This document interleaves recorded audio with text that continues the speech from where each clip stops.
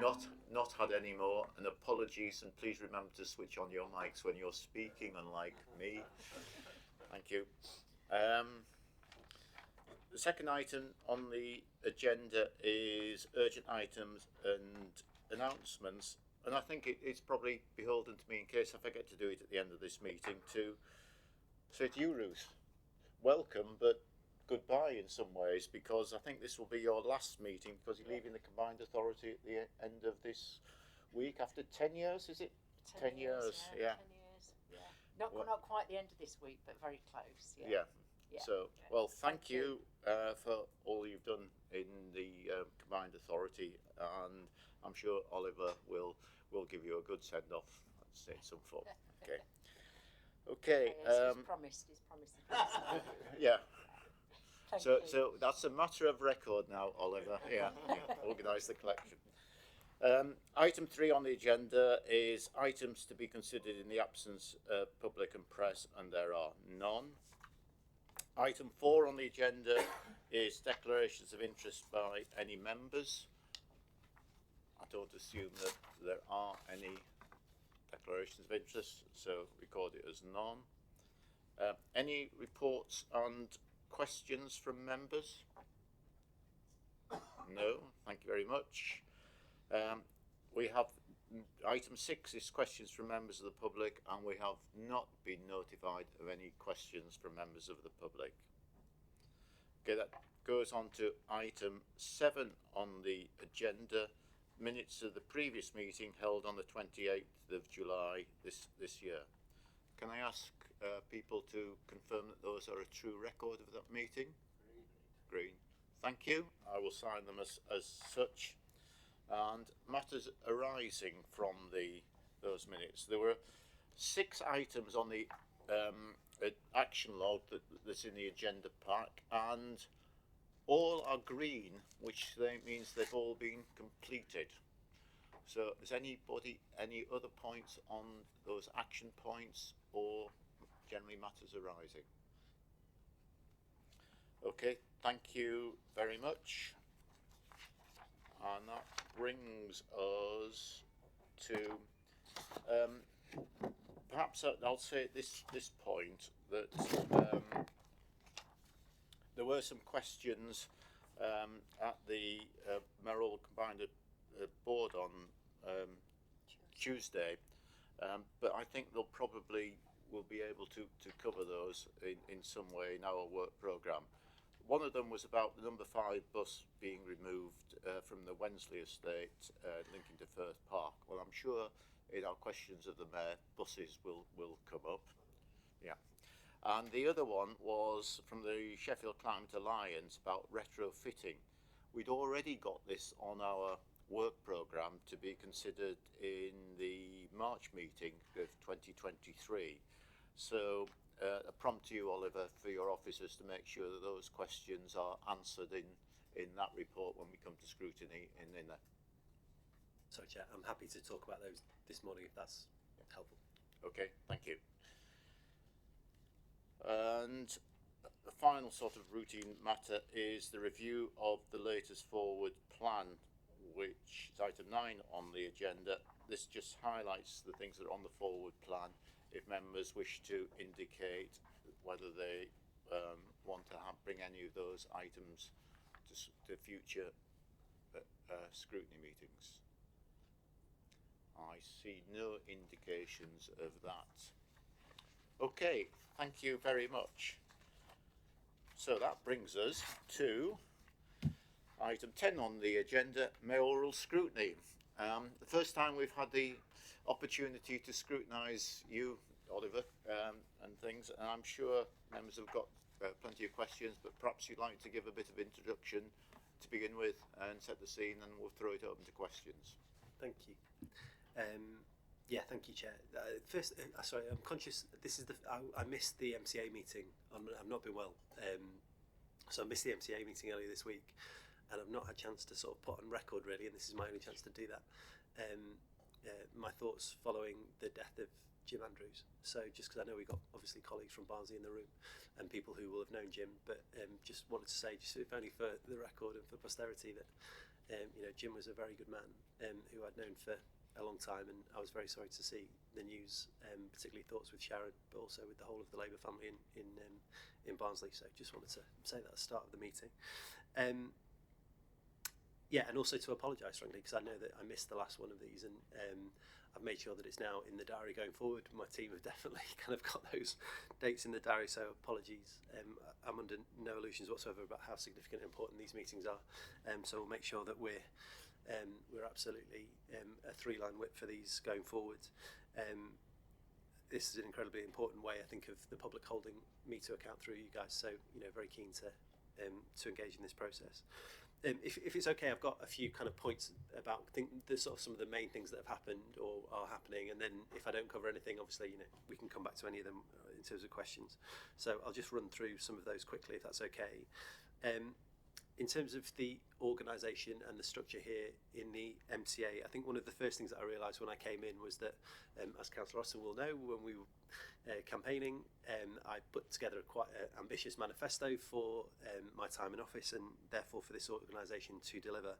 And I think coming into this building, it was clear that it was unfair to think that this organisation could deliver that manifesto without some change. So since coming in, you will know that Martin Swales has become Chief Exec following Dave, who stood down just as I began. So Martin Swales has taken on the job of then undertaking a review of the MCA with a remit to change this organisation so that it can go forward in a more effective way to deliver the manifesto that I'm asking it to deliver. There are some key changes that we have made and are making. You'll also know that Ruth is standing down too, so bringing in some new people into the organisation at the same time, not least interim directors with specific expertise. Those include a secondment of a senior director from Greater Manchester Combined Authority, who's helping across a range of areas, including reviewing the organisation and our overall plans to better align with those manifesto commitments. We've brought somebody in to work with us on the healthy life expectancy agenda. That's a key part of what I want to try and achieve. New director of comms, new director of infrastructure in place. So significant changes to the organisation as well as in the direct mayoral team and beyond. So that's going to carry on. That will take some time. I'm under no illusions that should be the right process rather than a quick process, but we are doing that work because I think it's important that the organisation is fighting fit and able to deliver on not just my manifesto commitments but also the core work of what this organisation should do, particularly around things like public transport and growing the economy. We have been hit by some immediate challenges, I think that is fair to say, not least Doncaster Sheffield Airport. Colleagues will know that Doncaster Sheffield Airport has been in the news a fair bit over the last few months. And has drawn down a lot of my time and the time of senior officers. We've been working very closely with Doncaster to try and find a way through that process. Happy to go into all the detail, answer any questions on it, but just a potted timeline, frankly. Beginning of July, we were told at very short notice that Peel were intending to review the future operations of Doncaster Sheffield Airport. They told us roughly 18 hours before they went public with that news. That was the first that we'd heard from them about that. Since then, we then entered, in good faith, I have to say, into a negotiation about what that review might come up with. We were trying to find a positive outcome. At the end of that review, they announced that they didn't think that there was any kind of alternative but to close down DSA, and we have then, since then, been working with them to try and bring in alternative investment. Now, we've done that. It is slightly unusual, it has to be said.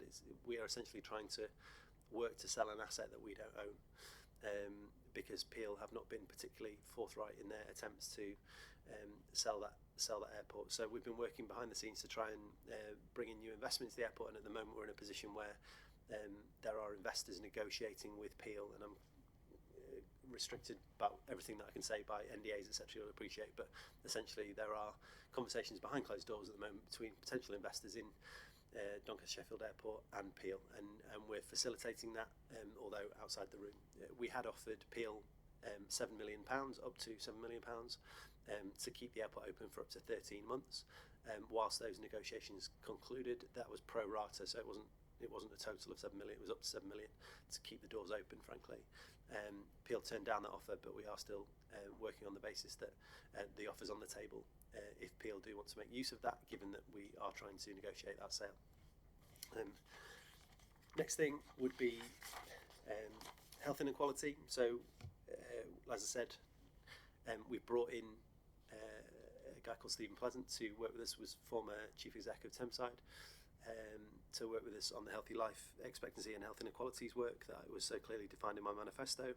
I said in there that my personal ambitions for South Yorkshire to become the healthiest region in the UK, and not unreasonably, I suppose, I was sort of challenged on that, not least through the campaign, about that ambition being beyond us. And I have to say, even at the time, I was not unclear or unaware of the scale of that challenge. I'm fully aware that is a significant challenge for our region, but because it is such a significant challenge, I think it makes it all the more important. Not least because obviously it's a drag on our economy, but also obviously because it's such a moral catastrophe that people in our region live healthy lives 20 years shorter than other people in our region. So we're in the process of working through that. We're currently engaged in some work with Harvard and Bloomberg, looking at that healthy life expectancy work, also beginning to have conversations with the World Health Organization about their involvement in that piece of work too, and that is also part of the work that I'm doing now as the new chair of the ICP that you will be aware of as well. So that's all part of a piece. There are other parts, I think this cuts across a number of themes in MCA, but clearly things like, for instance, the Active Travel Commissioner. We're in the process of trying to appoint the Active Travel Commissioner at this point in time, and I'll come back and give more information about all those other sort of strands of that work as we go, if that's okay. In terms of the business and economy, we're asked by government to put forward an expression of interest in investment zones. Clearly that's been a sort of hot topic, and to begin the process of discussing that and working with the 4 local authorities, we have done that and put in an expression of interest, and we're waiting to hear back from government. But I think given who knows is quite honestly, I think it's probably important to say this and put it on record. I'm very clear in my own mind that there are challenges within that work in terms of kind of obviously the environmental standards, planning standards, etc. And I'm very clear that we want to make sure that we are doing the right thing for our communities, not just in terms of growing our economy, but doing that in a way which recognises the importance and inherent value of our environment, and make sure that we're not just in a race to the bottom. And I'm very clear that we want to communicate that with government. Now, your guess is as good as mine as to how that proceeds or goes forward. But I'll come back and answer questions on that in future if that's useful to the committee. Culture, digital and arts, again, another part of the manifesto that was really important to me, but building again on the work of the last Mayor Dan, we are in the process of developing a strategy to support culture, digital and arts in the region. I have met various local stakeholders, not least people like Bob Kerslake, and I'm due to meet colleagues from the Arts Council and Creative UK in the coming weeks, not least to press our case for more funding, because I think everybody around the table will understand that South Yorkshire has got for too long the fuzzy end of that lollipop. We haven't been given as much funding as elsewhere in the country from people like the Arts Council, and I think that has to change, so we'll be meeting them in the near future to talk about that. I've also met with ministers to talk about how the levelling up agenda could play into that, and how we could potentially take parts of the kind of national arts, culture and heritage infrastructure into South Yorkshire as part of the levelling up agenda. I'm inviting local businesses from those sectors to quarterly breakfast meetings at the MCA to widen our reach into those sectors and hear their ideas about how we can better support them, all with a view to growing our regional economy. Cost of living, and that has been occupying a lot of my time and thought, quite honestly. You'll have seen at this week's Mayoral Combined Authority meeting, we agreed proposals to help with the cost of living challenges faced by our communities in South Yorkshire, and that includes the £2 cap on bus fares, which I think was a very important step for us to take. That's coming in 2 months sooner than the national cap on bus fares, and I think that's important. Both because of cost of living, but also because of our need to get people back on buses and start to get people to recognise the value and importance of our public transport here in South Yorkshire, despite some of those challenges that we're currently facing. We have a plan to connect charities, businesses and food producers to provide lower cost basic goods to residents, to help support people who haven't yet been forced to go to food banks, so that's sort of next tier up. So we're finding ways to support those bits of our community which are sadly growing at this moment in time. The model we're rolling out here already exists and is successful in other city regions, not least over in Greater Manchester.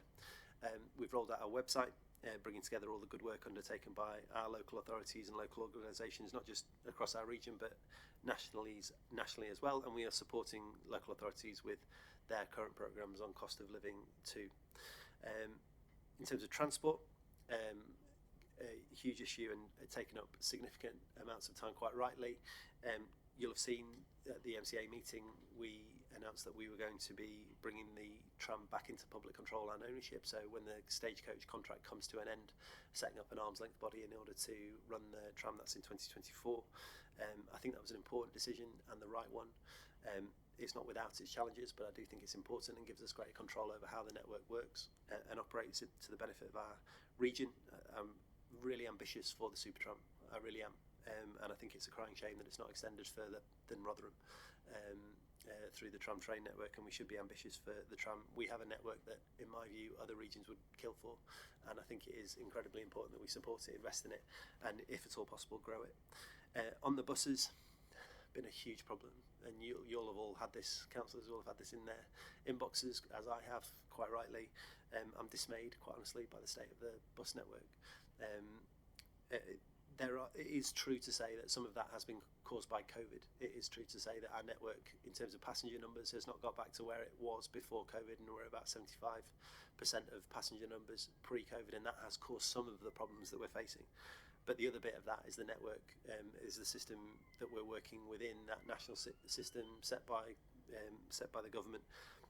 You'll know that we're obviously trying to change the system as it works here in South Yorkshire by going through the assessment process and finding out whether or not we can take the buses or should take the buses back into public control. But for now, we are stuck with a system that is mandated by government and working within that. And there are any number of challenges there, not least bus driver numbers and passenger numbers as well. So that's been really difficult.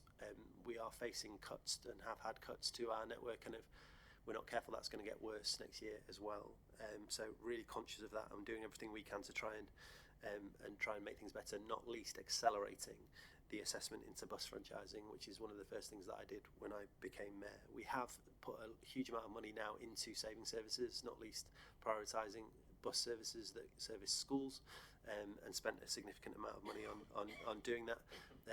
But that money won't last forever, as you will know. So, I'm genuinely worried about the state of our public transport network and our buses. We're doing everything we can. I'm happy to explain that in more detail, and the colleagues are here to be able to do that with me. But it is a significant challenge and a problem, and we need to fix it. It won't be quick, and it won't be easy, and it won't be cheap, quite honestly, but we do need to get that right. That's, I think, everything I've got to say, and I'm happy then to take questions or hand over to colleagues if there's something that I've not covered. Okay, thank you very much. Unsurprisingly, I think you've covered most of the topics that we've got down on our list that we're wanting to quiz you about. I'm going to try and have a bit of structure on this and take it sort of topic by topic, starting with questions around the airport and the airport development. So who wants to go first on this? Joe, and then Alan. Okay. Thank you, Chair. Thank you, Oliver, for coming to see us and for your introduction. I'm just curious, the ask from the government when it comes to support regarding the airport. Public statements have centred around use of the Civil Contingencies Act, and you're stretching the levels of my knowledge on national legislation and so on. It wasn't my understanding that was the sort of act was, as I understand it, largely deals with other things, how you respond to disasters and so on. So, can you elaborate on the relevance of that act for the ask, and whether there are other avenues for government support that might also be worth exploring? Are there powers within the business secretary might have regarding strategically important businesses? Is that not a different channel to the CCA? Is there a cash ask that would actually solve the problems for us, or be part of the solution? And can you explain why the Civil Contingencies Act seems to be the focus of the ask?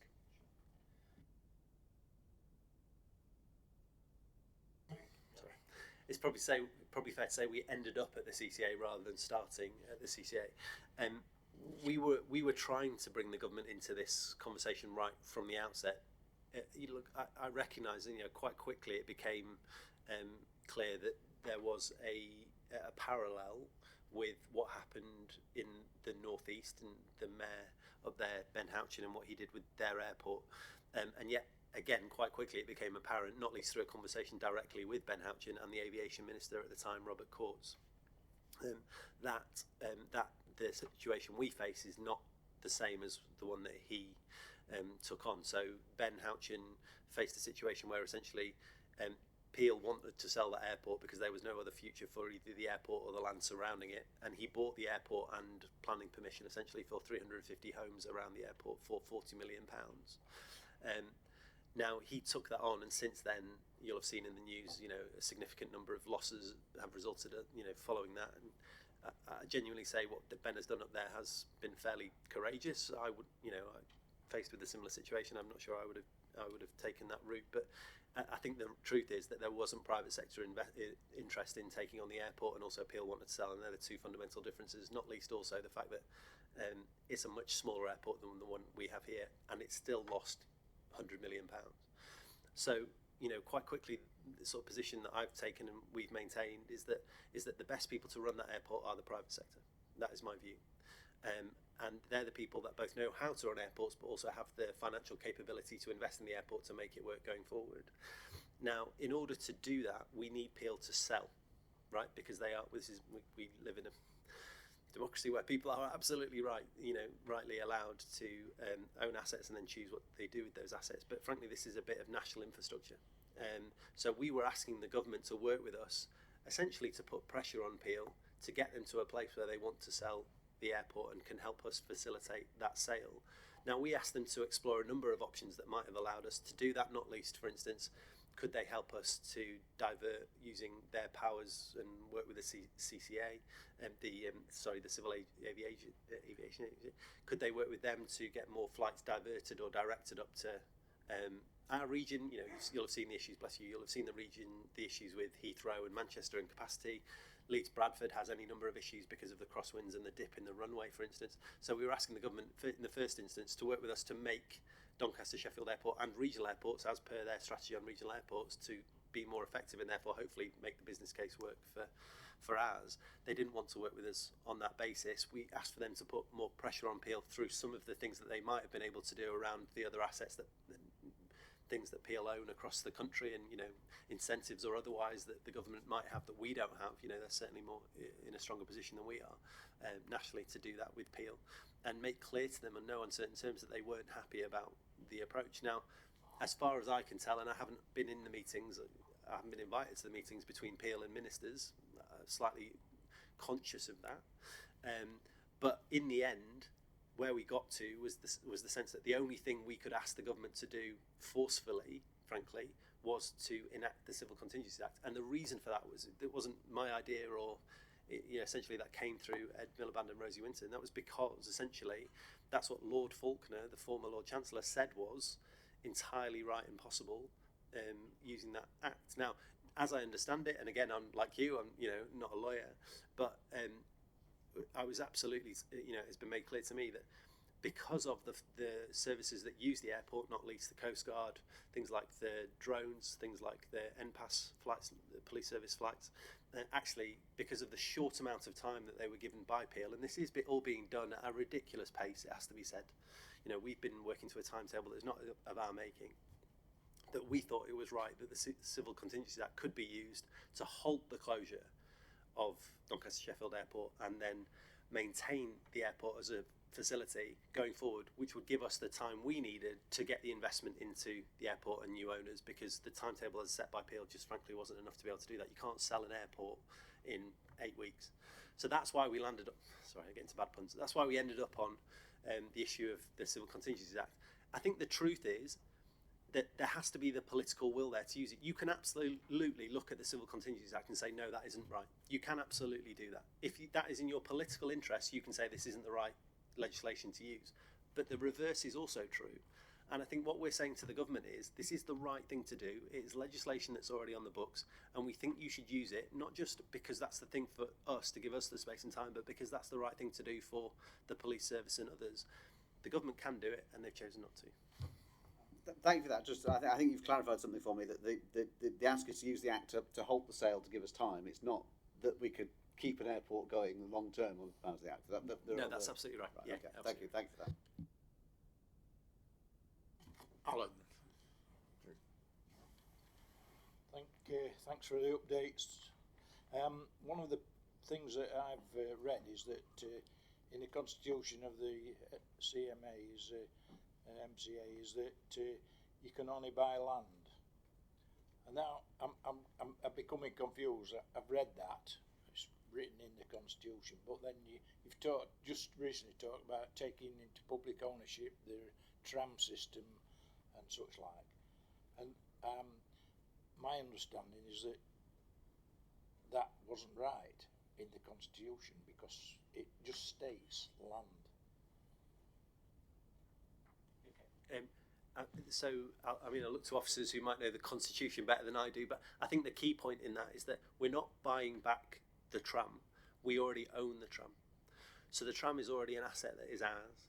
And essentially what we're doing is, once the contract with Stagecoach comes to an end, and now it's been a fairly lengthy contract, which is why I think people might be kind of under the impression that Stagecoach own that, because it's been so long since they've had that contract. But essentially we own it. Therefore, it's simply about us then working out what. And there were two options. We could have either franchised that, or we could have taken that back into public ownership. And I think the decision that we've taken is the right one, which is to say we will set up an arm's length body and then run it in that way. In Doncaster, we've more or less looked at that CPO as a compulsory purchase order. Is that possible, even through assistance by yourself? For the future, because that seems to councillors that's the only option that we're probably left with. Well, I'm hoping it's not the only option, if I'm honest, because like I say, we're facilitating these negotiations between significant investors and appeal groups, so I'm hoping that there will be a more positive way forward. There are challenges with CPO. I think it's entirely right that Doncaster Council have now said that CPO is an option that we will take forward if all else fails. But in order to get to CPO, you have to show to essentially a judge, the government as well, that you have done everything you can to try and facilitate a purchase outside of a legal process. So I think we need to get there before we can then move on to that next stage. And I think some people have maybe in the public domain have maybe sown a bit of confusion about how a CPO works and how you might use it, and said we should have started this process 6-8 weeks ago.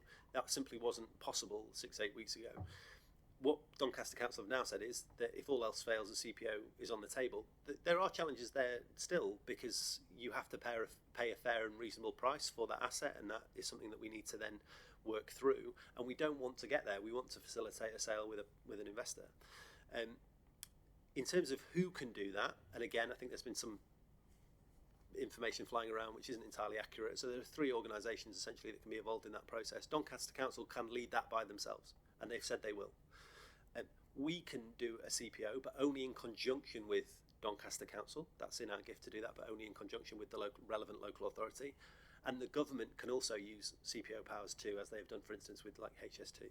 So that is all on the table. We can, if Doncaster Council ask us to, and that's the right thing to do, support them in their action. But quite honestly, Doncaster Council have already said they want to look at that option, and they're leading on that. And I think that's entirely right. We're working in partnership with Doncaster Council, and I'm happy to have that conversation. Okay, thank you for that. Okay, no more on the airport. We move on to questions on buses and Supertram now. Who wants to kick off on this one? No one? Jeff then. Yeah, thanks, Chair. Before I begin on those issues, I'd just like to thank the Mayor for his kind comments and words about the loss of my good friend, former Deputy Leader of the Council, Councillor Jim Andrews. For members' information, if he did not know, about a week ago he just started a holiday in the Cape Verde Islands, suffered a massive heart attack and died on the spot, second day into the holiday. His wife, who was with him, who was also the Group Secretary, Councillor Shannon Howard, she flew back the following day. Jim is yet to be repatriated from the Cape Verde Islands. He's still over there. So it's a nightmare scenario, can I say?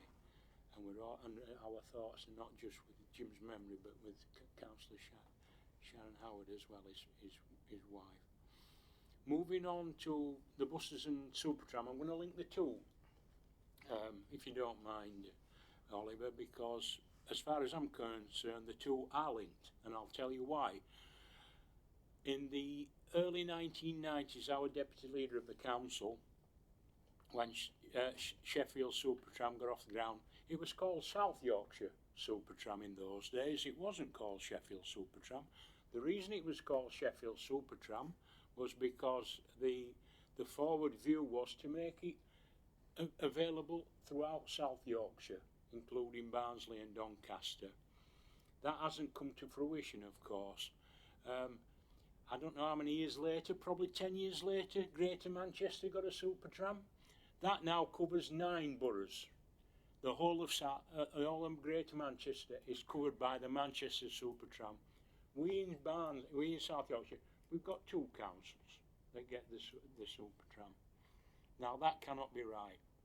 I've always been a great supporter in the principle of the city region, because it can do no end of good in terms of strategic issues like business investments and things like that for the good of the whole of South Yorkshire. And Barnsley being the smallest authority, of course, we don't expect to get a massive amount, but we've been contributing along with Doncaster for nearly 30 years now to the Supertram. We haven't got 1 penny back in return for the residents that we represent in Donny or Barnsley. Now that cannot be right, and I'm glad to see your commitment, and it will need the support of a central government to actually extend it to Barnsley and Doncaster. Totally agree with that, Oliver, and it's not going to open overnight. I'd like to think it would happen in the rest of my lifetime, in the next 10 years or so, if I live 10 years as it were. But the reason I'm raising it is because on some issues, some boroughs gain a bit more than the other boroughs. And that's how it should be. We shouldn't do it 70% to Barnsley, 50% to Sheffield, etc., etc. It shouldn't be done on that basis. It should be done on need. And that's why I'm linking it in with the buses, because we've got a big problem with buses throughout South Yorkshire now. And I would think it would only be fair if the stick comes to the lift in terms of bus cancellations and reductions in bus service, that the Barnsleys and Doncasters of this world do better in the return for bus services than the Rotherhams and Sheffields of this world, because for me that is only fair. That is only fair, Mr. Mayor, and I'd like your comments on the issues I've raised.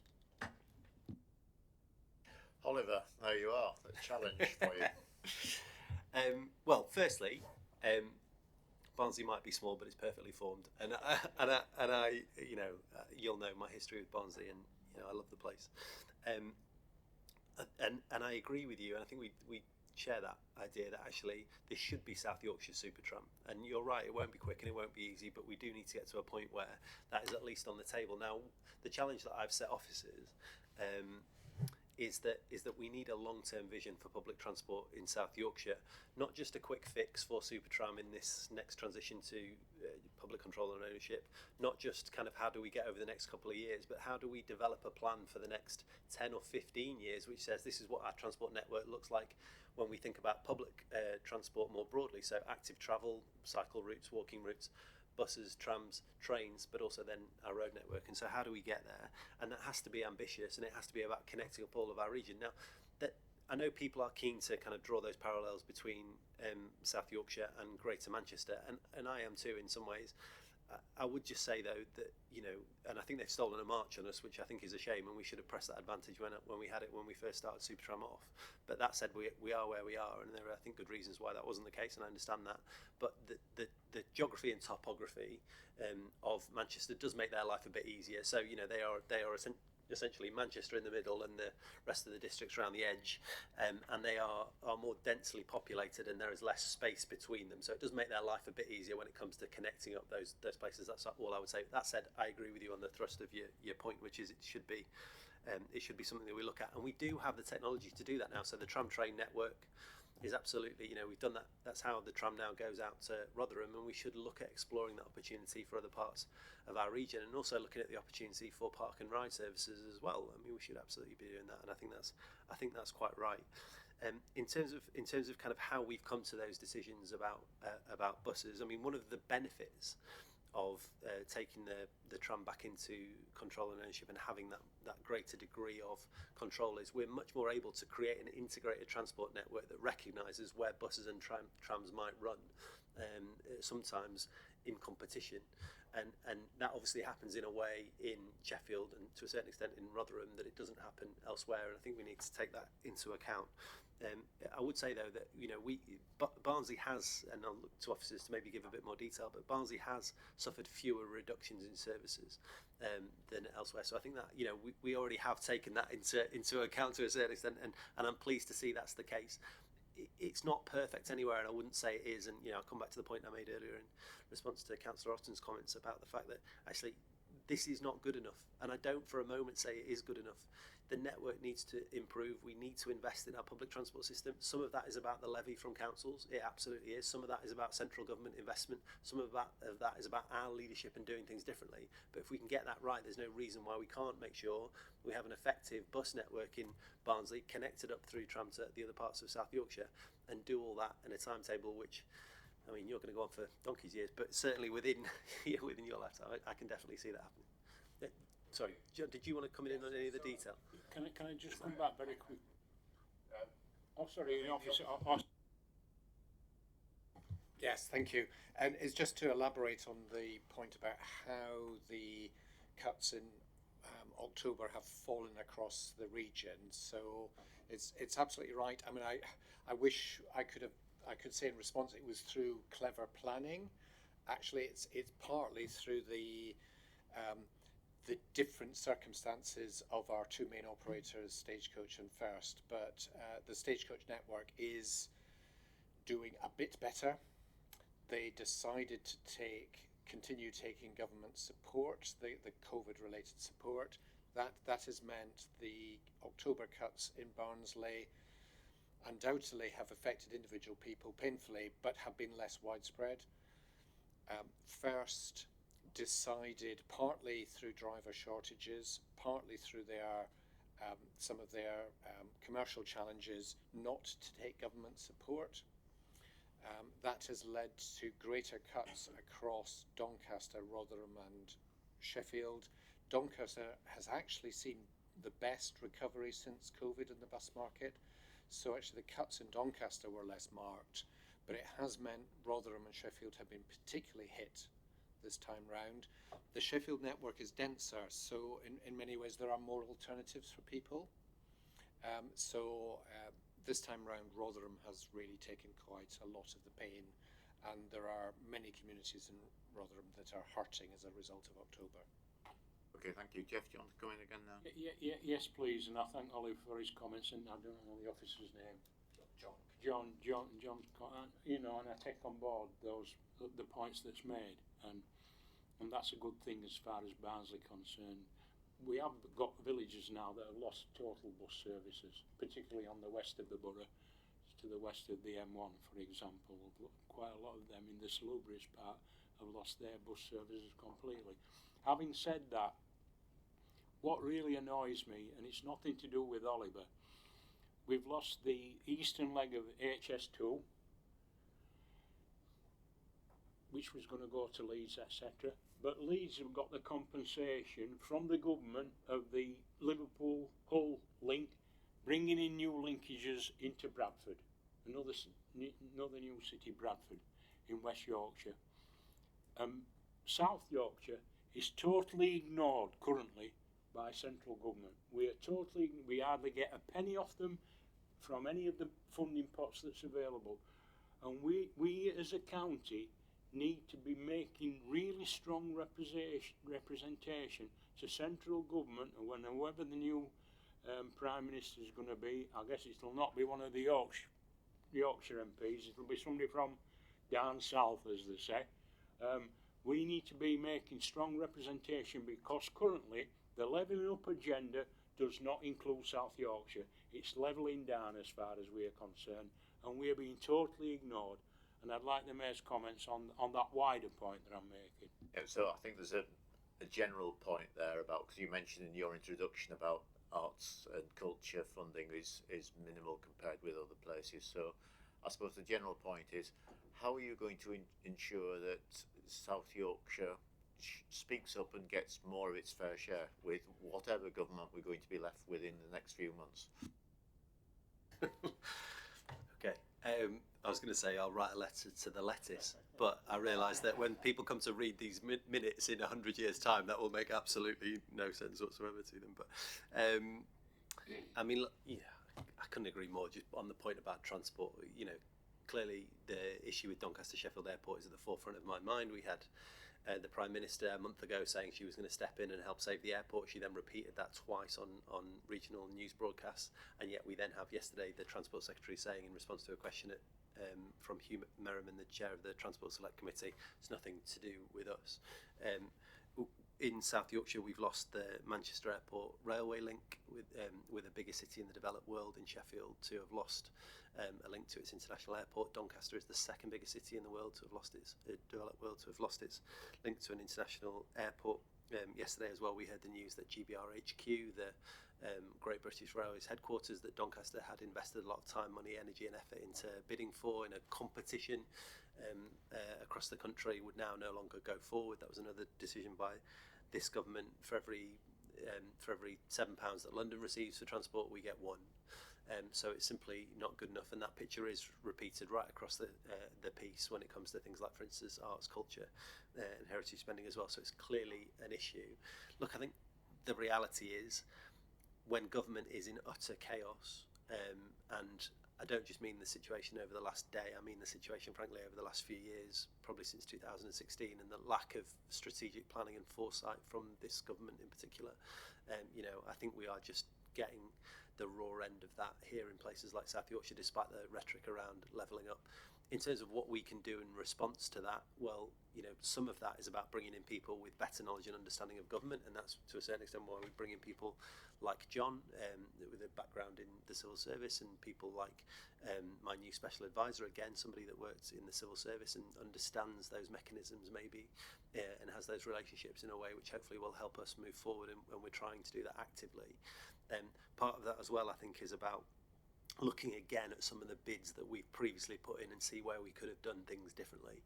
So, you know, I'm conscious, for instance, on things like the BSIP funding. Joe and I have gone back and forward on this a little bit. You know, in terms of the funding bid that we put in, I think absolutely it was ambitious. And I think, you know, asking for 500 or 400, I think 437 million pounds or 474 million pounds, I forget now how much we asked for under BSIP funding from the government at the time at which it was announced. I don't think that was the wrong thing to do, quite honestly. That I know that bid through the work of Stephen's team was really ambitious. The fact is, though, when the government announced it, they said it was going to be £3 billion, and therefore we were only asking for about 15% of that money. It was oversubscribed to the tune of £9 billion, and when it was announced, it was only 1.2. So, you know, essentially in the end, we ended up asking for a third.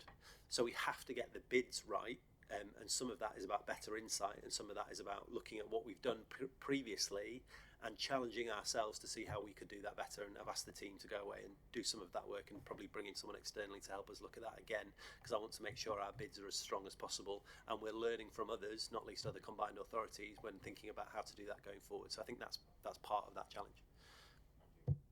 Right, Joe, next, and then Bryan. Thanks, Chair. So yeah, so first on the tram, I completely take the point that the rest of South Yorkshire needs a tram. A lot of Sheffield isn't served either by the tram, so you know, expansion, I think, if you can make that happen somehow, would be hugely welcome.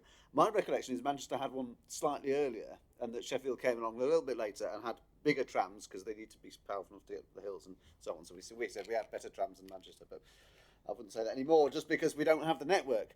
Manchester started with a few lines, but they've been expanding over the years. They've been adding bits and pieces, and I'm slightly baffled how they've been able to do it and we haven't. Because if we'd been expanded as much as them, then we would be serving all, all four towns and cities and more of Sheffield and so on. So whatever they did, if we can do that, that would be marvellous. The other question I wanted to ask was on the school buses. I know you made a statement to someone that you would tender all the school bus services that have been withdrawn from. I wrote to you about the 725 in Bradway. That is now back, so thank you for that. It didn't get in the first round, but it came back eventually. Can you update us on where all that stands? Are there still school children, unable basically to get to and from school in a reasonable way? because of the missing bus services and the unwillingness of companies to tender for them. Just on the Manchester expansion, I mean, I'm probably not the best person, frankly, to go over the history of the Supertram, but all I would say is that, like I said, there are geographical and topographical issues and differences between us and Manchester. I think that does. I'm not excusing that, because I'm probably in the same place as you, Joe. I would like to be ambitious for the future of Supertram and where that goes. But I think there are some reasons why it's not quite as straightforward here as it might be in other parts of the country, or frankly other parts of the world. But I do think we should be ambitious, and there are some obvious places where I think the tram, even in Sheffield, could and should have arguably kind of gone sooner, not least the hospital, Hallamshire and Northern General, not least the universities, and actually servicing those places where people go all the time, and thinking about it in those terms, and I think that's for the future. But I can certainly understand people's frustration with that. On the school buses, I stand by that, really. I think we have done everything we could, and I'll bring in officers in a moment just to talk about the detail of that and explain where we are. There are a number of challenges, and I haven't touched on this now, but we'll up to now, but we'll just say, part of this is about the companies that we work with. So essentially we are a network dominated by First and Stagecoach. We now work with them as well as through another organisation with the smaller bus companies as well, through the enhanced partnership. And we have asked them in the past, we would have simply gone out to the market and said, look, these are the services that are no longer going to be there, and we will essentially buy back services, pay you to put on a service that you wouldn't commercially otherwise be able to run. In the event, we're now going out to the market and saying we'd like to buy back that service, and the companies are now saying, well, we're not even going to bid. Or if they are going to bid, they will bid at a hugely inflated price, and the one that sticks in my memory is the sort of 1,000% higher price that we were being asked to pay for one service that we went out to tender, I think, in July. So there are challenges, and that's in no small part because of the way that the government have handled this. So the bus recovery grant, the money that kept bus companies going through COVID, was scheduled to stop in October, and we've been banging the drum about this now ever since I came in nearly. And the government was saying, no, we're not going to extend that, we're not going to extend that, and the bus companies not unreasonably made decisions about drivers, etc. on that basis, and then right at the last minute, literally kind of on the Friday afternoon, they come back and they say, oh, we will extend it, but only for 3 months, and then if you're in dire need, another 3 months after that. Now, I'm not here to defend the bus companies, and I rarely do, but quite honestly, I don't think it's unreasonable of them to find it hard to make decisions about things like hiring drivers, which is a large part of the problem, when they're only getting 3 months of certainty for that bus recovery money, and in some instances, First, for instance, not then taking that money. So there are all sorts of challenges around the network which have just been created by the system in which we operate, and it's not where any of us want to be, and we have to fix that, and we have to fix that as quickly as possible. And the only way in the short term that we can do that is by paying to put services back on. But I need to be clear, and I'll keep on coming back and saying this, that money isn't going to last forever. And I think we're in a dire situation in South Yorkshire when it comes to school buses in particular in the not too distant future if this doesn't get sorted. And the chaos at the heart of government is making this 10 times harder than it needs to be. We can't have that conversation with government where we say, look, this is actually the problem that we're facing. I mean, quite honestly, I will defend the BSIP bid that we put in. Why we were in a position where we were having to bid for money in that way in a competition, because I personally don't think it is right that we are in competition with West Yorkshire or Greater Manchester or the west of England or anywhere else in this country to say we're more needy than they are, because there are school kids who need to get to school in Leeds and in Manchester and in Bristol just like they are here. We should be working with a partner in government who say what are the needs across our country and how do we solve those problems, not just through funding but by changing the system, and the government just aren't there with us. And I think that's a significant problem for all of us, and one we're going to fall foul of in the near future if we're not careful. Can I bring in officers just to talk about the detail of school bus cuts? Sure. Sorry, there's a few other topics you want to get through as well. So, just very quickly on the Supertram issue, I'd be more than happy either separately or whatever to talk about some of the differences between Manchester and Sheffield, if that would be helpful. On the school buses, some of you may remember the big green school buses operated by a company called Brightbus a few years ago, and they carried the majority of non-statutory school children to and from places of education. That business closed a number of years ago now, and first picked up the majority of those school journeys and have operated them on a commercial basis up until this year. They took the decision this year to withdraw from those commercial services, and That's in large part what's caused the challenge around school journeys. So these are non-statutory school travellers, but equally important in terms of being able to get children to and from school.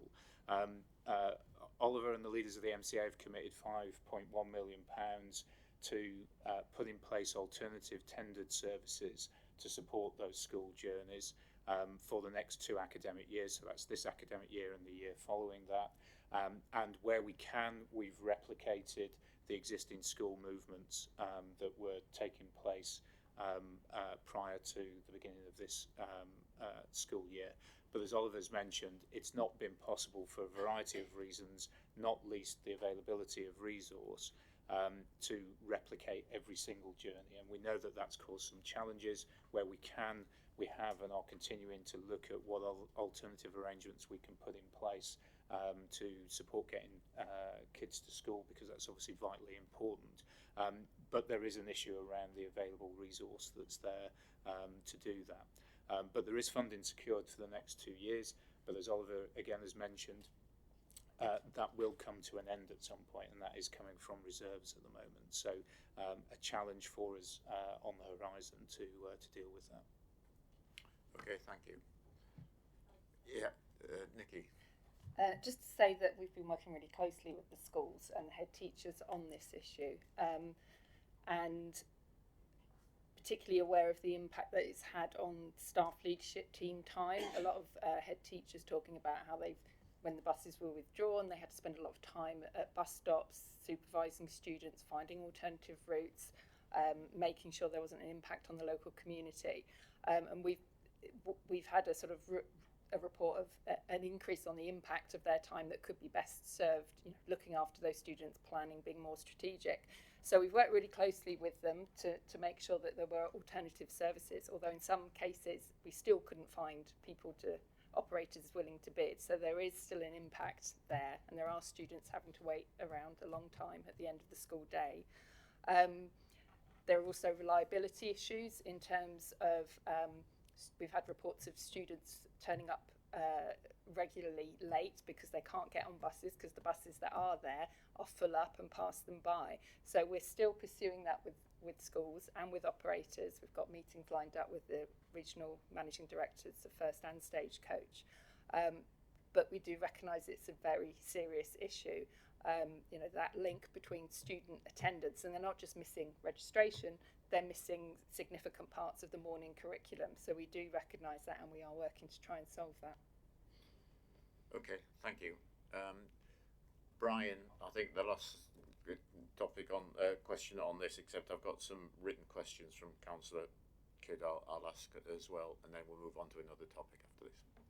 Thanks, Chair. Thanks, Oliver, for coming along today. I welcome the capping of the bus fares that comes in there, because hopefully it provides a bit more stability to the network and we see patronage increase. But I suppose the question is, are we getting a commitment from the operators about the future stability of the network? Because if this money is going in and subsidising it and they get an additional patronage coming in, are we getting the commitment from them that they will review and increase frequencies and the network if this delivers what we all hope it wants to? Microphone. Sorry, thank you. I'll get used to this sooner or later, and then I'll bring John in. But very briefly, one of my abiding kind of like frustrations since coming into the job is our inability to mandate the bus companies that operate on our network to behave in a certain way. I think that is one of the real challenges that I, as mayor and as a system, kind of we're dealing with. Is frankly, the bus companies can largely do what they want to do, and I simply don't think that is good enough or okay. So, we can do our best to develop a collegial relationship and a progressive relationship with those bus companies, but when push comes to shove, if a new owner comes in, a new regional managing director or a new strategy comes in from the bus companies, frankly we're left back in square one, which is to say they can do what they want to do. So we're working with them through the enhanced partnership to try and improve that working, and I have to say, I think Stagecoach in particular, for instance, it feels like are in a good place with us in that they want to work with us to try and make things better. Ultimately though, they are private sector companies who are there to drive profit through the system, and we're in a different place in that we want to make sure the system works best for our communities, and those two things are at odds. So yes, to a certain extent is the answer to your question, but frankly whether that holds or how long that goes for or how far that extends, I wouldn't want to make a commitment. But John, you might have a different view or extend on that. No, and unfortunately I can't be any more reassuring than Oliver has just been, because the story from First is they've taken hard decisions now. They've reduced their network. They've now got the drivers for that network. They will therefore stabilise, but that is dependent on tenders from us for a significant part of that network. Stagecoach are less dependent on tenders from us, but are more dependent on continued subsidy from government. So when government finally decides the future of its funding, COVID funding, and at the moment there is no even promise beyond March next year, that almost inescapably will result in more cutbacks from Stagecoach. Clearly, as has been referred to, we are currently spending from reserves to maintain the current level of tenders, which has doubled over the last period. So that is not going to be sustainable indefinitely. So at that point, the First network will be called into question. So it is feeling very difficult as we look ahead to 2023, and I can't offer confidence, certainty about what's going to happen. Where we are focusing, though, is despite all that, there are measures that bus operators can take in conjunction with us. We have got an incredibly complicated ticketing system in South Yorkshire with competing operator and travel master tickets. We are behind in using some of the sort of clever digital ticketing. So Doncaster has the tap and cap, but at that point the operators stopped. Some other parts of the UK have been modernising their ticketing systems. There is stuff here in terms of ticketing information we really ought to be doing. So that is our focus for the next small number of months. The hope is the combination of a range of measures of benefit to passengers, some further return from COVID, that might put us in a better place when the money starts running out, but it's going to be very difficult. At that point, I'll just, because it's relevant, it's only fair to Councillor Kidd, who can't be with us, who submitted something on it, and the questions around funding packages. Her question was, how is the fight for a funding package to develop a sustainable bus network going? What are the risks associated with South Yorkshire getting insufficient funding? What improvements could be made with the current funding? Well, some of that has already been covered, but I wanted to table that. Before I bring you in, did you want to say? Yes, if I can, Chair. It's just, I suppose, do we have an understanding from the operators, because we're talking about the patronage levels are only about 70% pre-COVID. Do we have an understanding from them that if the patronage levels get back to what they were, they're prepared to look at the services again? Because they can't use the argument that because we're effectively subsidising and then next year it could be subsidised further. So it's if it's a partnership, then there's got to be some commitment from both sides, really. Look, I mean, we are in constant dialogue with the bus companies about how this all works, and part of that is about us saying to them, this is what we're prepared to do, and if we do that, we expect you to work. That's why it's called an enhanced partnership, right? We expect you then to work with us in good faith and take things forward. I think that's probably fair to say we're at the sort of beginning of that journey, really, in terms of kind of how we build on the various different things that we can do together to grow patronage. And I think it's probably fair to say up until this point, I'm not sure there's been a huge amount of confidence that we can impact the market in a way that gets us to where we want to be in terms of passenger numbers and journey numbers. I think we can do that, but it's going to take some time, and that's in dialogue constantly with the bus companies. I would very much hope, and I think if they were here, they would, I'm sure, say they want to work with us to grow numbers, because frankly they want the passengers on the buses because that's how they make their money. And at this moment in time, South Yorkshire just isn't a bus network that does make money for them. Shall I just touch on those questions? Is that okay?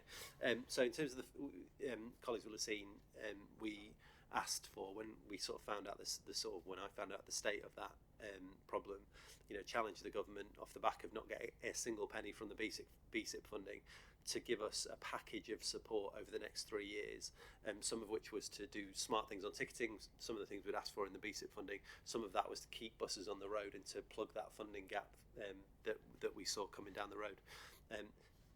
How that fight is going, I mean, badly is the honest answer, because we haven't been able to get anything from government. So we asked the questions, but since I put that letter in, we'll soon be on to our third or if not fourth Transport Secretary. So really quite difficult to try and have that conversation with government when there's so much chaos going on. So and what happens if we don't get that? Well, Stephen's already touched on that. The money that we're committing is not going to last forever, and I'm deeply concerned about what happens to our network when that money runs out, because if you think it's bad now, it will just get 10 times worse once that money does run out. And quite honestly, at this point in time, I don't know what the answer is to that, and I wish I did, because that is going to be really incredibly difficult. I realise, I understand the picture when it comes to local government finance and funding, which current projections from government are anything to go by, doesn't look like it's going to get any better. So yeah, it is a significant challenge. I would just say quickly though that some of the things we can do even without that money, we are now looking at doing, which are things like, for instance, the £2 cap is part of that. The stuff we're doing on Supertram is part of that. The fact that, for those of you who have read the Enhanced Partnership Minutes, Joe, I'm looking at you because you're that sort of guy, it will know that one of the things that we have done is committed to saying, look, we're going to have a single point of information for live bus data, so that even if your bus isn't as regular as you might like it, you don't have to leave your home 20 minutes in advance just in the hope that the bus will turn up. You will be able to see on live data, and like so many people, I've just been incredibly frustrated when I've looked on the website and it tells you the bus is coming and then it disappears off the website, and you can't trust the real-time data on the bus stop even. So we've got to get that stuff right, the very basics, frankly. Funnily enough, our next paper is all on that reliability. Yeah. Thank you for your honesty in saying, if we're not getting anywhere, so rather than giving us back to. Okay, as I say, we could go on forever about the buses because it fills all our casework. But let's move on. I'm going to bring in Diane now, who's got on a different topic about really training and skills. Thank you, Chair. I'm sorry, Oliver, I feel like a bit of a meanie. I mean, it's clear you've been working extremely hard on crisis management, things that are outside of your control, and you and your staff have been unpicking them and trying to make sense and delivering some kind of strategy. But training and skills is part of improving health and well-being, part of the business and skills agenda. It's part of, when we're having dialogue at a city level, we're having conversations about the climate challenge, and one of the barriers that we get is the failure to invest in developing skills to grow the green economy, and really it's asking, what have you made any progress? Is there any progress? Are there any plans for actually developing training and skills, that training and skills agenda, so we can start to grow that economy and make meaningful progress in other areas? I guess it's kind of lifting your head above the parapet, but not being shot at in this instance. Just before you answer, again, Councillor Kidd has submitted questions which are in the same general area, so I'll put them then for the sake of being able to package them together. Her questions are about actually slightly different, but what proposals do you have for developing projects to help people with barriers to get back into work? I suppose that could be skills barriers as well. And what evidence has been collected to show that what works when supporting people to get and maintain employment? And have you considered plans for diverting funds to small voluntary organisations and community groups in order for them to be sustainable? Thank you. You're right.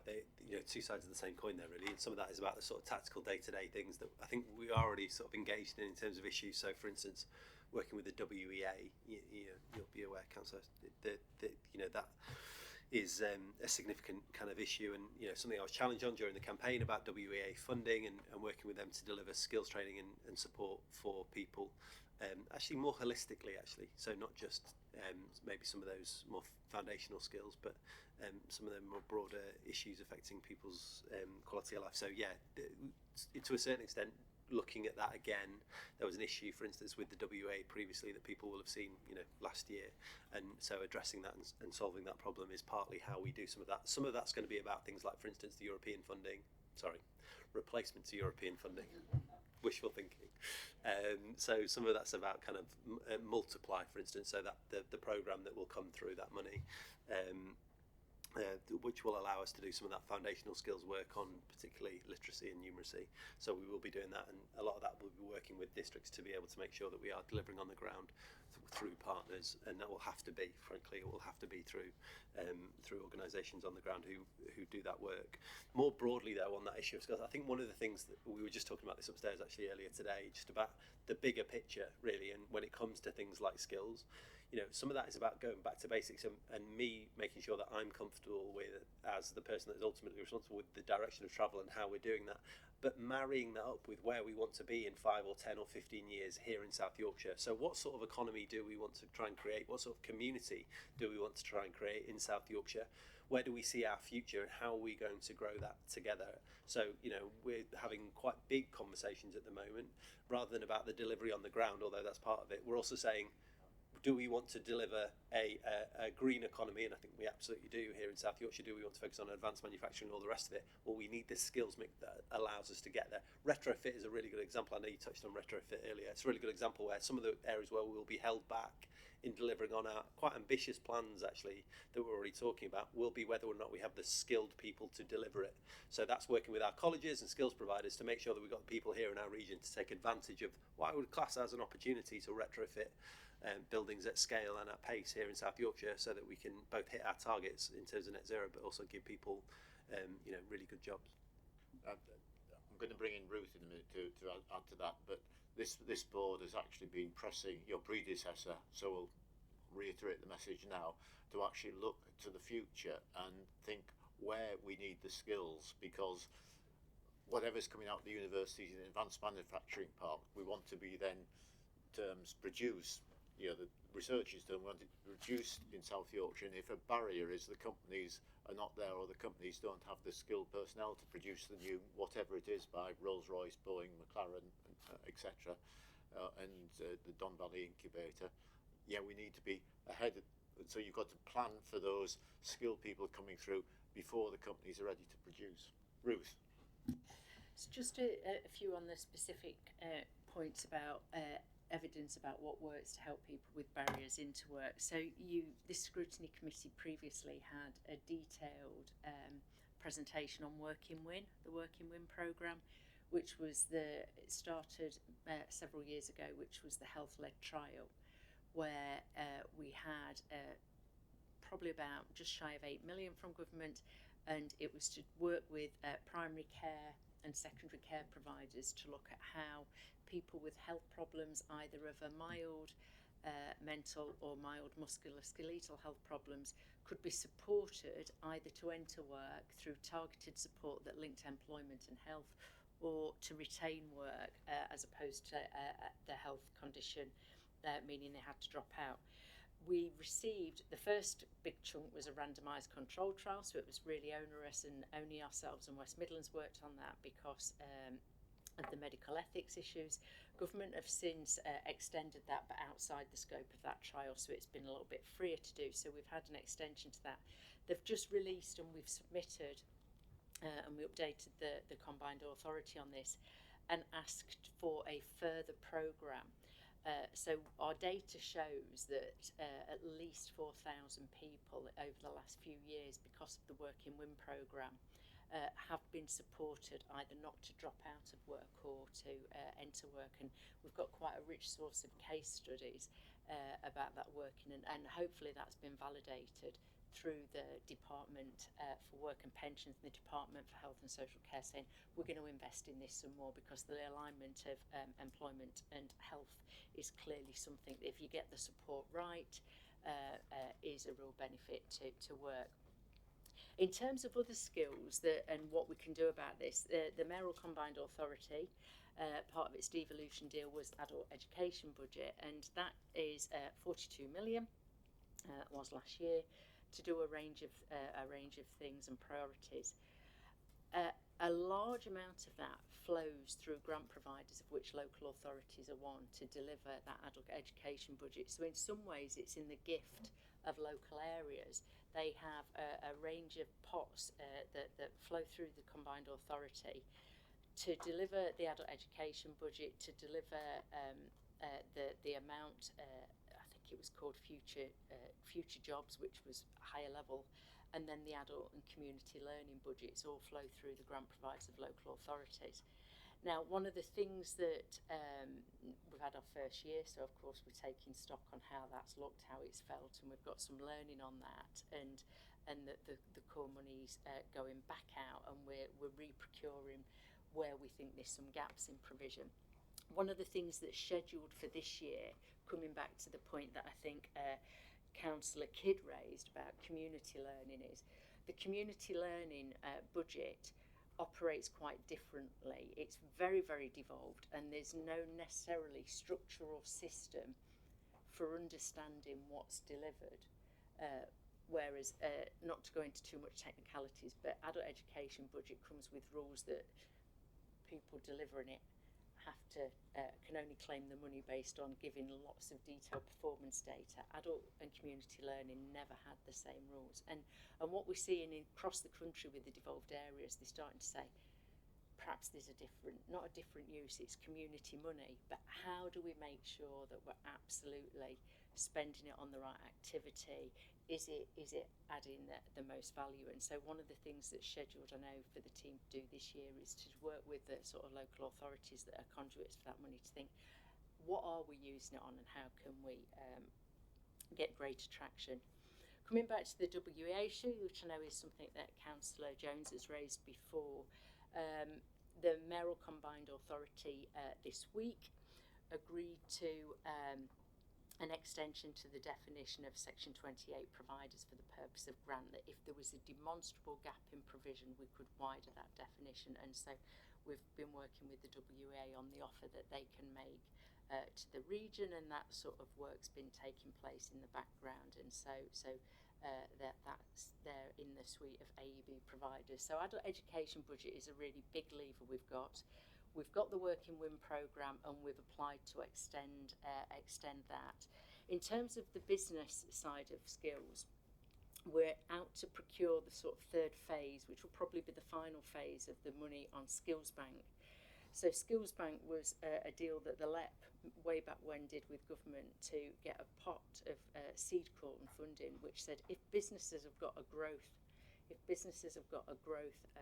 potential, if there's a new market they want to enter, if there's productivity that they want to do, then how could we support that growth story? And the business model allowed there to be some payback of some money.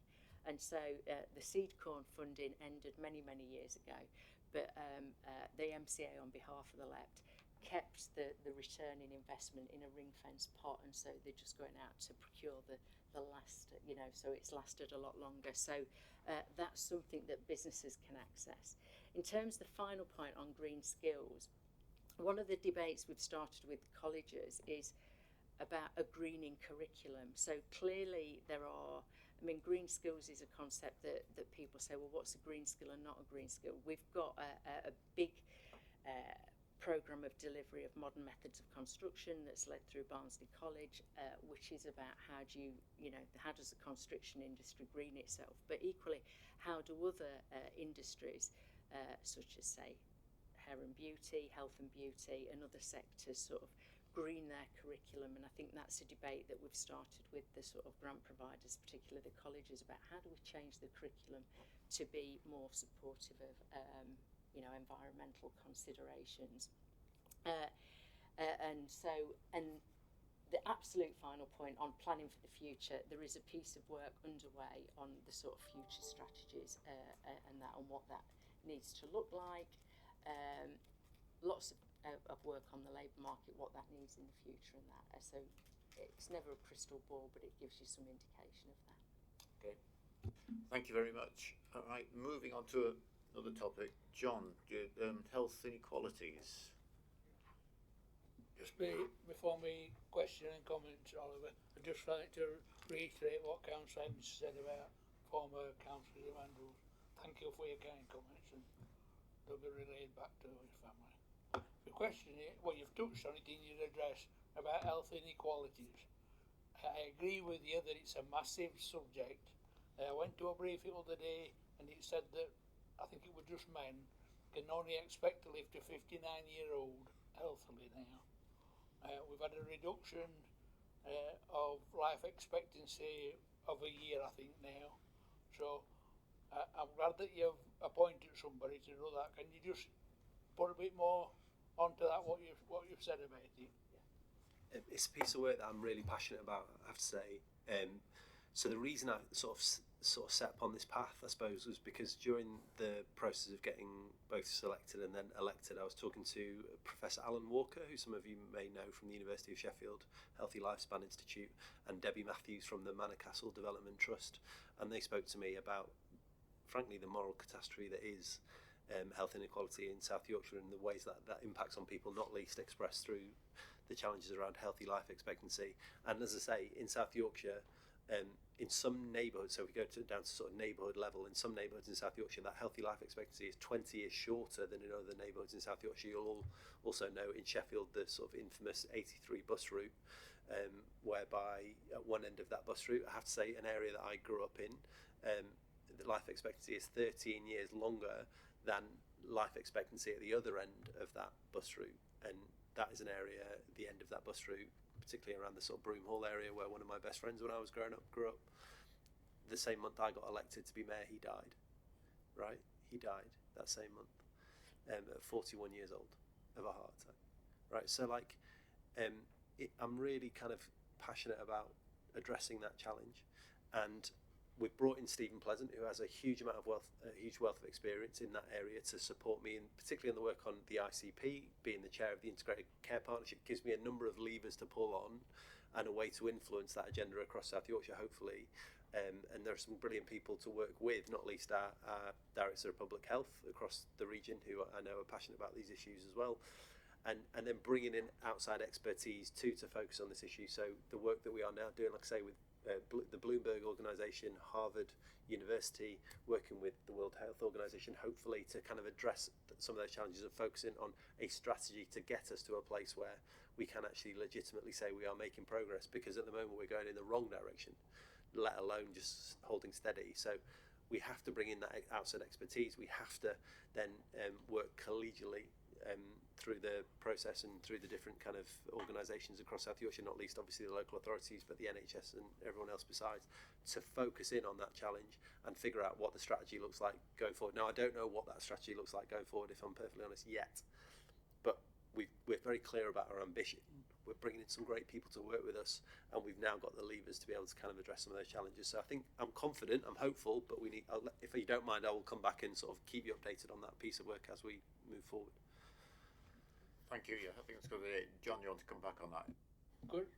Because of in where I live, and I used to work in the mining industry, it's been like 30 years now since mines closed. So a lot of them people now are suffering from illnesses prior. Do you foresee a time when a lot of them people pass away that it will improve health inequalities?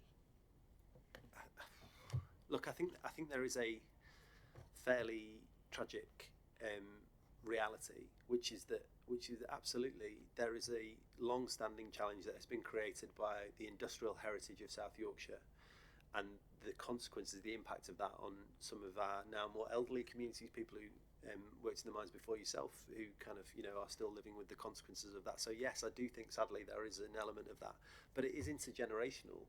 So, I certainly kind of my experience of having worked in Barnsley and worked with communities across South Yorkshire is some of that legacy is the impact that, the people pass on a different approach maybe to education sometimes to health, and that then has its own impact. So what we need to do to a certain extent is change the culture to a certain extent around health and how we address and approach those health inequalities and those health challenges, so that we're supporting and working with our communities to make sure they have the right support, the right facilities, the right help to live healthier lives. And that's on us, and that's on me, and that's the challenge that I'm trying to take on.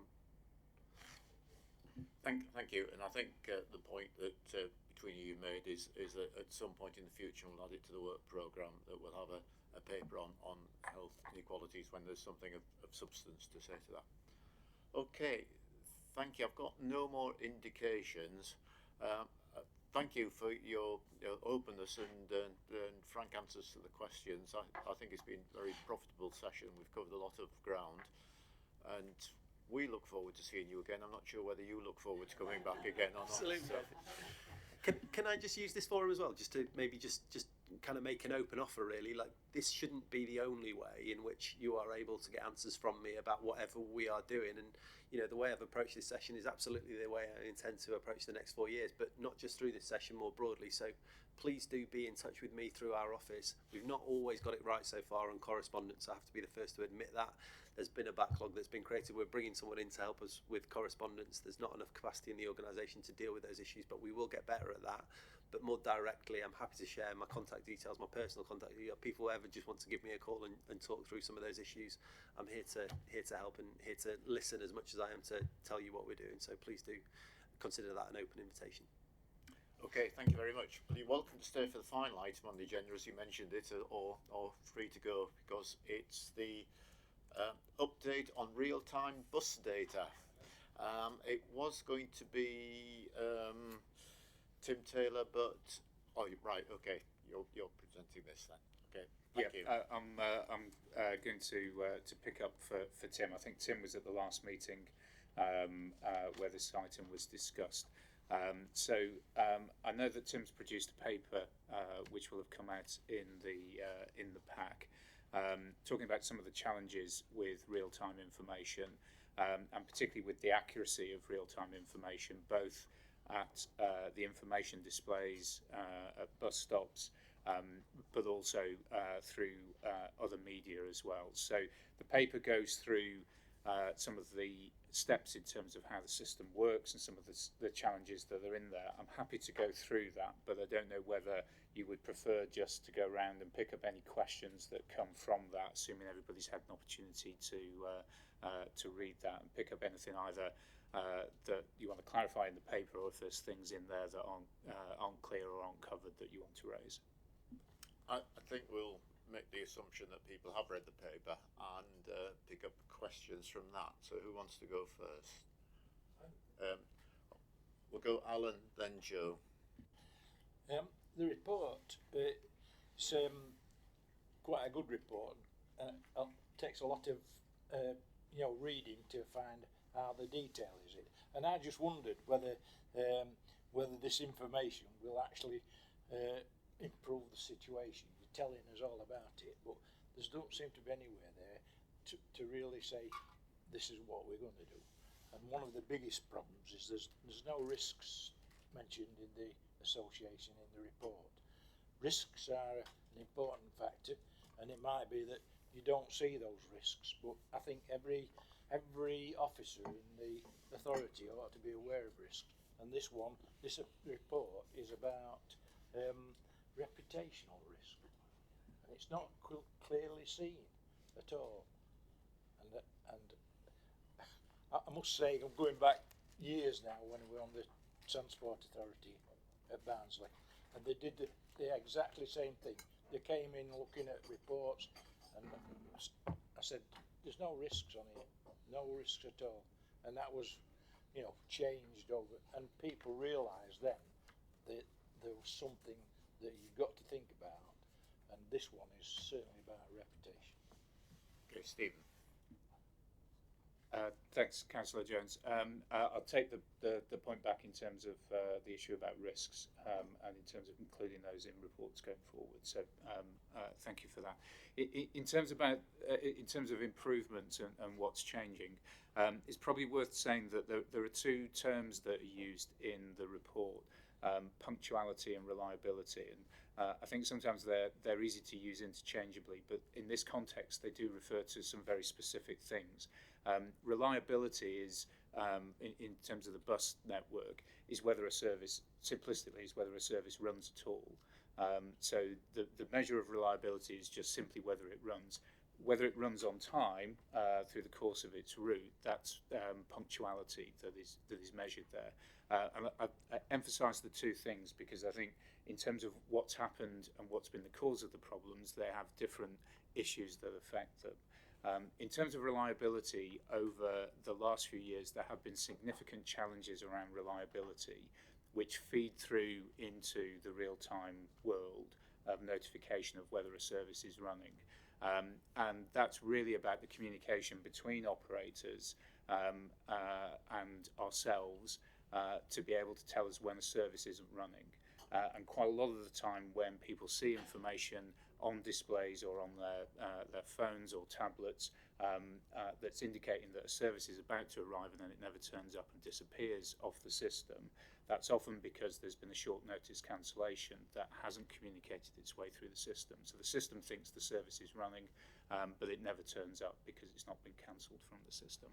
That's been a problem that has increased dramatically, particularly over the last 12, 18 months, and comes back to some of the issues that we were talking about before around resources. So we've seen a lot more short notice cancellations that have not made their way through onto the system.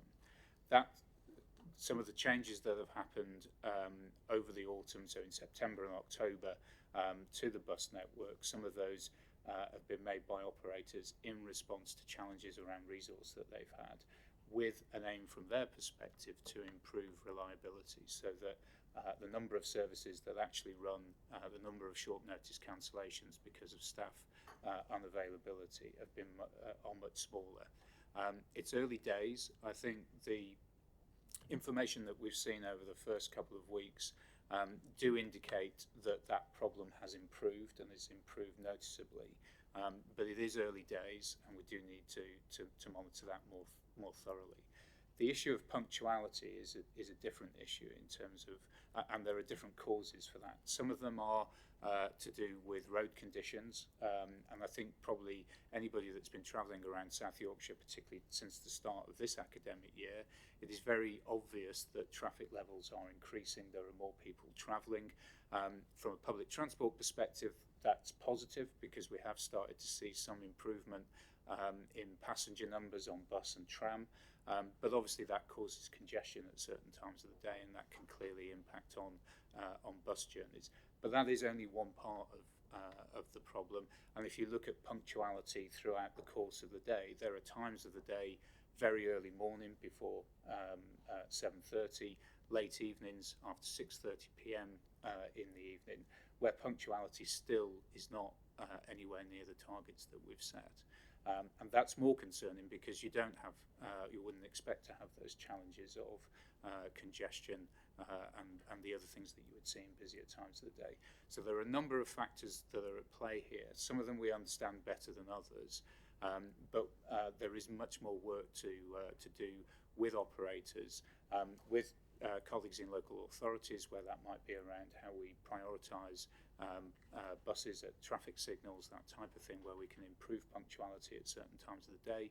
Things like the availability and operation of bus lanes so that they accurately reflect the hours of when peak demand is and when buses will be more likely to be held up in traffic. Okay. But there's more work to do with the operators themselves as well. Thank you for that. Obviously, reliability, basically, I'm trying to encapsulate it in driver shortages and punctuality, traffic congestion, and we've raised the issue before, and this throws back to the individual local authorities about not just introducing bus lanes, but actually policing of bus lanes so that you don't have road cars, parked in them and things. And has anything been done to tackle that with the local authorities? That's work that's ongoing, as well as the issue of hours of operation. So one of the things that we're keen to work with local authority colleagues on is where we've got bus lanes, sometimes they don't reflect the changing road conditions, and in particular around school times. School times of opening and closing times have changed quite significantly since a number of bus lanes were put in place, and they've actually extended the window over which congestion occurs, but the hours of operation of bus lanes haven't always reflected that. So that's something that we're actively working through with a number of across a number of bus lanes across the region with local authority partners through the enhanced partnership that's been mentioned earlier in the meeting, to see where those problems are occurring so that we can systematically work through them to start to see improvement across the network. Okay, thank you. I mean, as you mentioned before, late evening, there's still punctuality is still down at 82%, and clearly that's not traffic congestion, so there's other factors in play. Anyway, sorry, I've used my prerogative as chair then interject. I'll bring Alan very briefly, then Joe after that. You know, out of all this information, it doesn't really tell me where we're improving as efficiencies.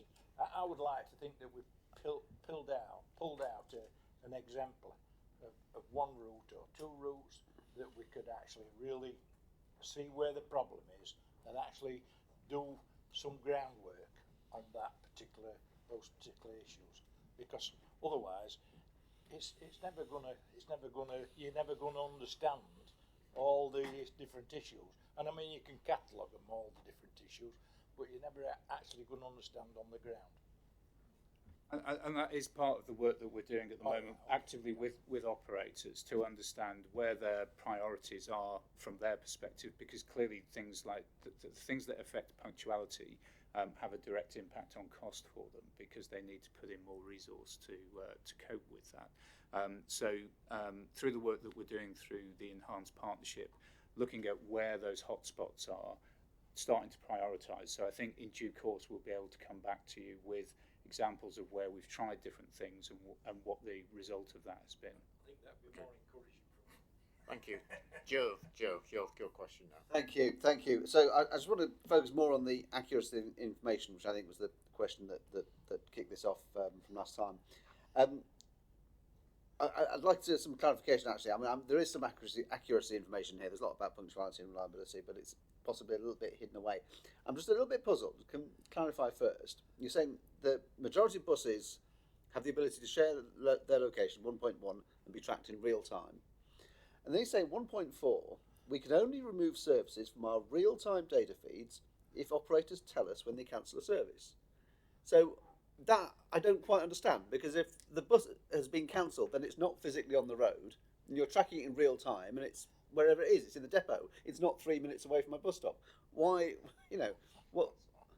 So there are a number of reasons why a bus won't track in real time. One of them is that some operators don't have the equipment on board. So the system bases itself on timetabled information. So that sits in the system as the default. So if the bus isn't tracking, either because there's a technical problem or because that vehicle doesn't have tracking information, what you see on the displays is the timetabled, scheduled information. So if an operator doesn't tell us that a bus has been cancelled, the system will default to, it doesn't know that it's been cancelled, it will default to the timetabled information and show that information on the system. Right, okay, so there's a couple of issues there. One is that possibly it's not always clear that timetable information is timetabled and not real time. And I don't know if possibly some of the third-party apps are misusing the little Wi-Fi symbol sometimes and leading people to think they're seeing live information and they're actually seeing timetable information.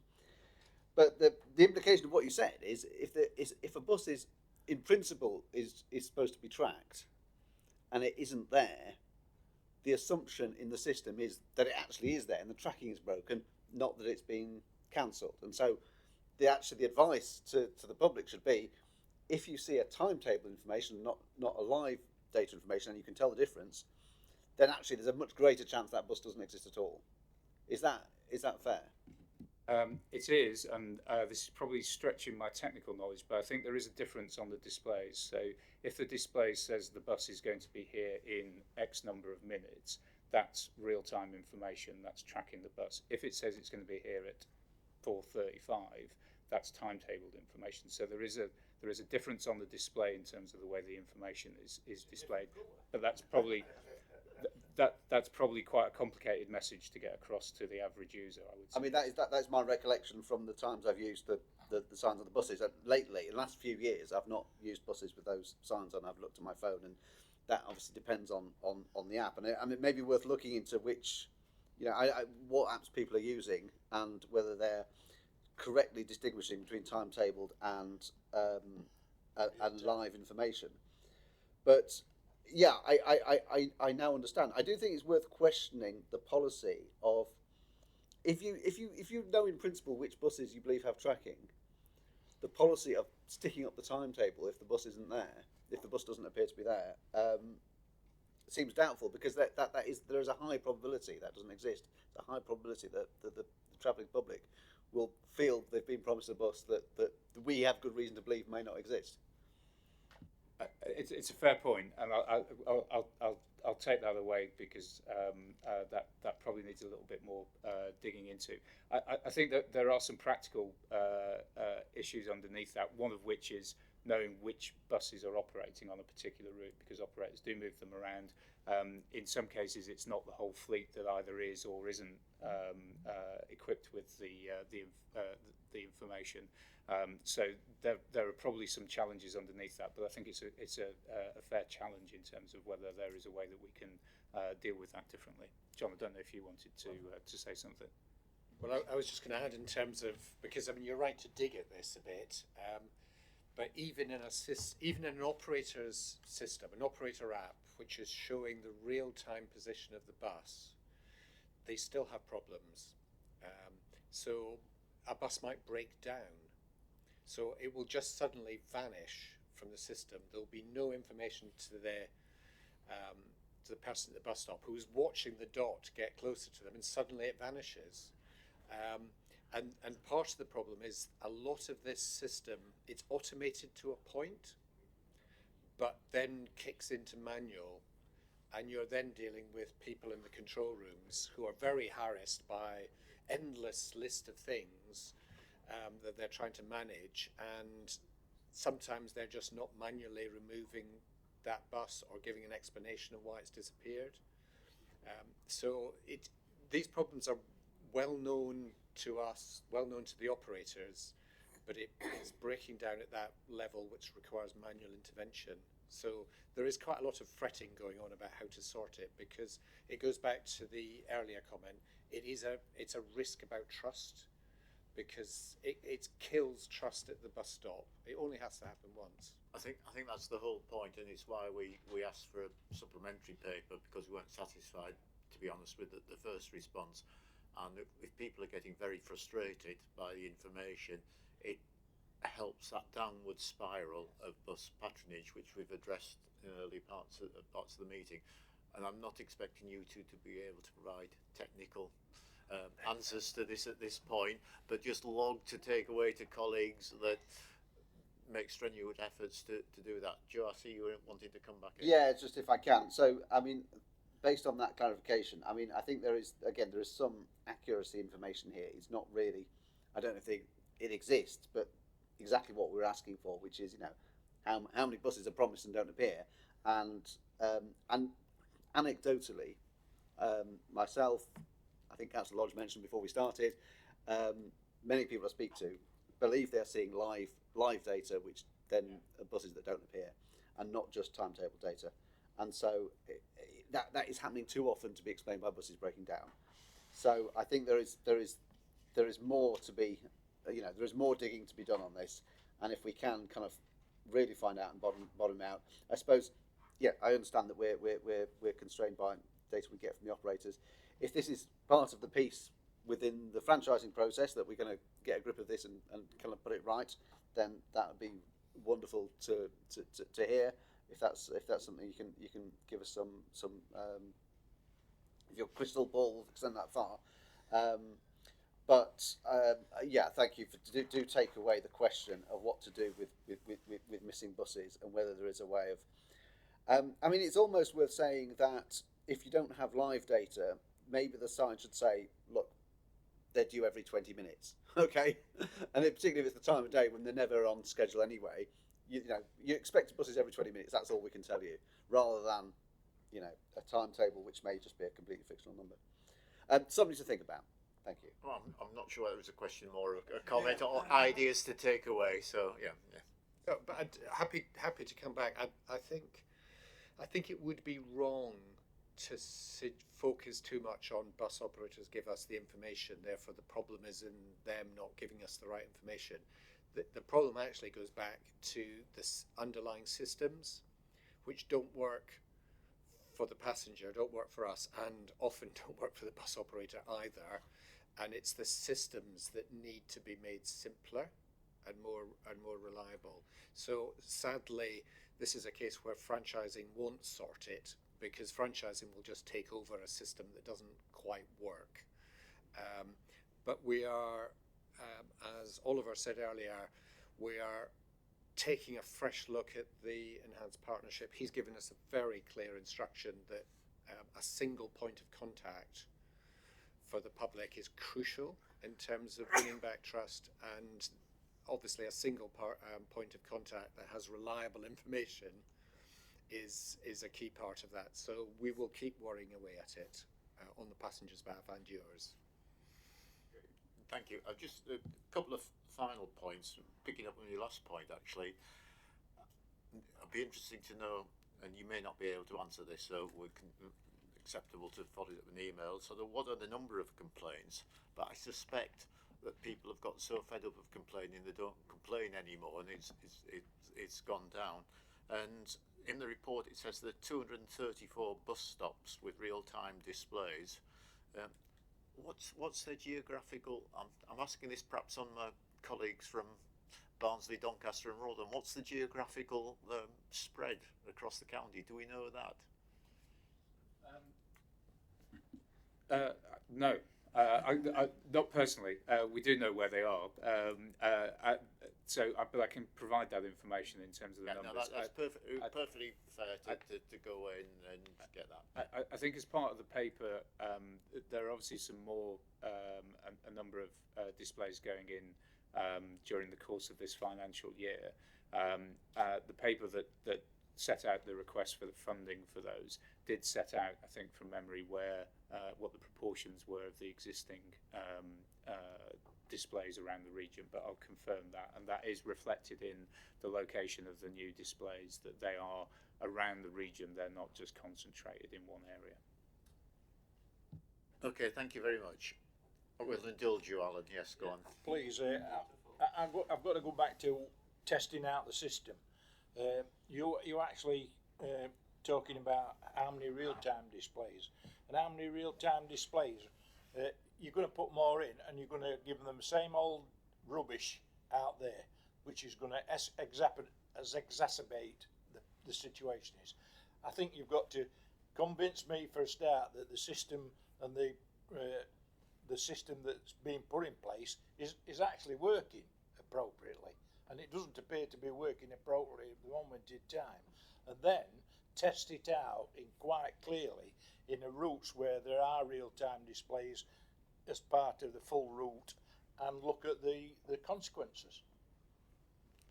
So, you know, come back and tell us that it will work. Okay. Otherwise, I'm not convinced. I would say that it is actually a lot better than it used to be. There is more real-time information, more live information out there than there ever used to be. So it is getting better, but it's not as good as it should be. And of course, we all know we just need to be messed around with once, and then we lose confidence. So it's getting from that point where we've got a 95% better system to we've got 100% better, and that's the last bit is the real problem. I think the message has been well and truly delivered by members of the committee and received, that we really need a reliable system to restore confidence in the system, which will help bus patronage as well. Okay, thank you.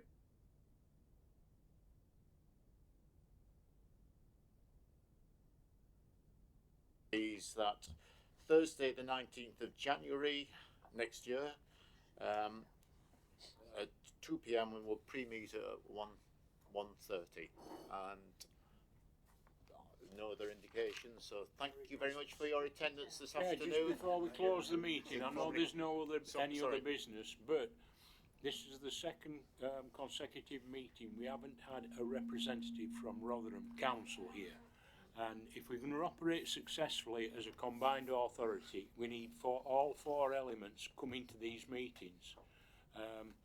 And I think as a committee, we ought to write to the leader of Rotherham, pointing out that we haven't had a Rotherham councillor here for the last 2 meetings, and in future we'd like to have some representation. If it's just one councillor from Rotherham, that would fit the bill, Chair. I'll move that course of action. Okay, thank you very much. I know Christine has made strenuous efforts to ensure people are here, but just not turned up and actually not apologised, which is not polite, basically.